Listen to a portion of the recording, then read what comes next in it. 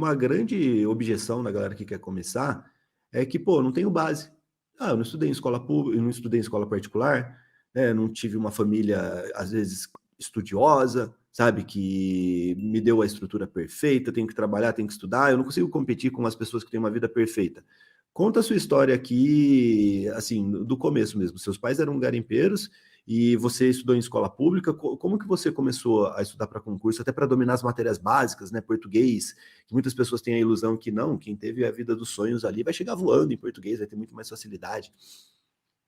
Então, meus pais, a minha mãe, só para você ter uma ideia, ela começou a quebrar coco babaçu com 5 anos. 5 anos quebrando coco babaçu. O tanto que é a desigualdade social nesse país. A criança de 5 Sim. anos quebrando coco babaçu. Então, assim, meu Deus, aí eu já tiro aí a base, né? Aí ela não foi para a escola, meu pai não foi para a escola. Meu pai foi alfabetizado com quase 70 anos. Entendeu? Então, eles falavam português muito errado. E eu tinha. A minha maior dificuldade era o português, porque você aprende a falar com que as pessoas que te ensinaram. Então, eu tinha que estudar português todos os dias, porque eu tinha muita insegurança mesmo. Então, eu tinha que estudar muito português, tive que estudar muito para eu não errar, fazer erros crassos. Eu procurava erros crassos, porque eram esses erros que eles faziam, meu pai e minha mãe, né? Não por culpa, por uma Sim. igualdade social que tinha lá, que tem ainda no Maranhão feudal, aquela coisa toda. Mas, enfim, com 7 anos eu fui para o Pará, e porque não tinha terra no Maranhão, meu pai conseguiu rapidamente uma terra do Jetate, que é o INCRA, e lá tinha um lugarzinho que fazia garimpo. Ele alugava para alguns garimpeiros, tirava uma porcentagem de ouro. E também tinha o nosso barranco, que a gente tinha que despescar a cada 15 dias. Quando despescava, ia todas as crianças. Nessa época eu já tinha 10, 12 anos, eu ia todo dia trabalhar no garimpo catando pedra.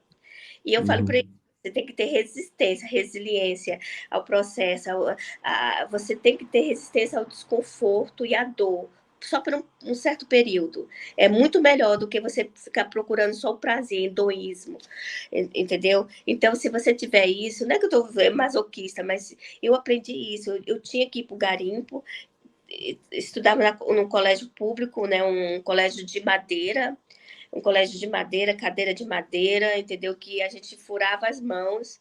Então, eu fiz até o 6º ano nessa escola. Furava as mãos porque a tábua não era lisinha. Mas, enfim, tudo Farpa, né? Cheio de farpa. de farpa.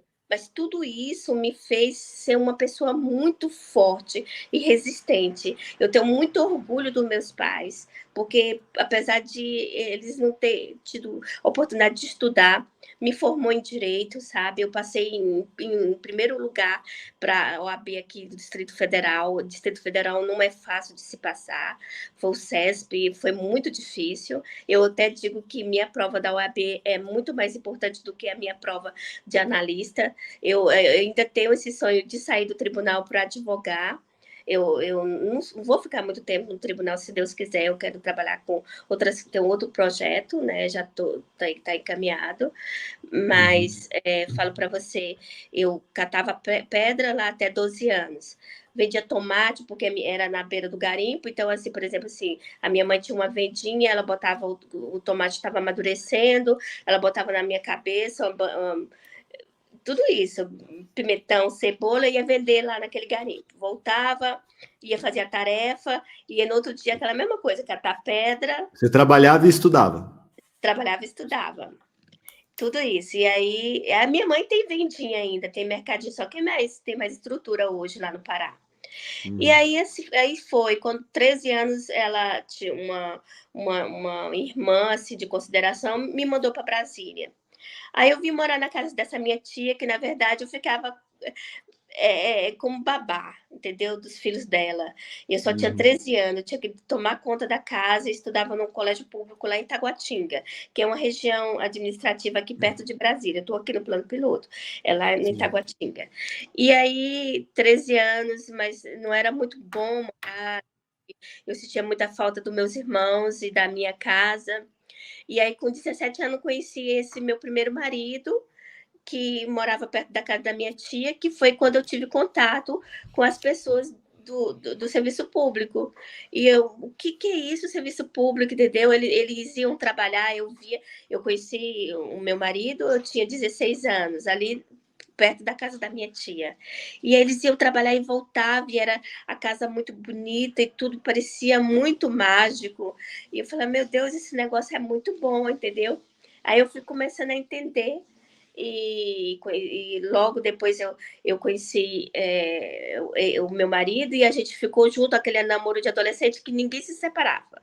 Ninguém, a Aham. família tentou separar de todos os jeitos, porque era adolescente, eu era muito criança, assim, tinha um certo preconceito de vindo do Pará, e não sabia falar direito, entendeu? Sim. E aí fui indo e fui observando que aquilo ali era muito bom. Meus tios trabalhavam no comércio, mas era aquele arroxo, aquele aperto o tempo todo, entendeu? E aí Uhum. eu falei, rapaz, eu vou começar a ver o que é isso aí. E aí eu fiz meu primeiro concurso com 17 anos para o TST, porque ela era do TST, ela passou em quinto lugar no TST. E meu sogro era analista do STJ. Os dois estão aposentados. E aí, com 24 anos, eu tive a Isabela, né, desse relacionamento, que a Isabela mora em Portugal agora. E foi Aham. depois com 12 anos, a Isabela tinha 12 anos, a gente teve uma crise no casamento, não foi amigavelmente, a gente se separou, né? Como se fossem meus pais, os meus sogros, né? Eu tenho uma Aham. grande admiração por eles, e eu acho que foi eles, assim, foram eles que me encaminhou na vida, sabe? Dos estudos. Sim. Seus exemplos, né? Tenho grande gratidão por eles. E a minha filha se faz mestrado, se tornou estudiosa também. E é isso, eu acho que qualquer pessoa, porque de onde eu vim, eu nasci numa casa de chão batido, eu não sei se você sabe o que é, eu acho que você não sabe. Sim. É uma casa de barro, de chão batido, e é coberta de coco babaçu, as palhas de coco babaçu.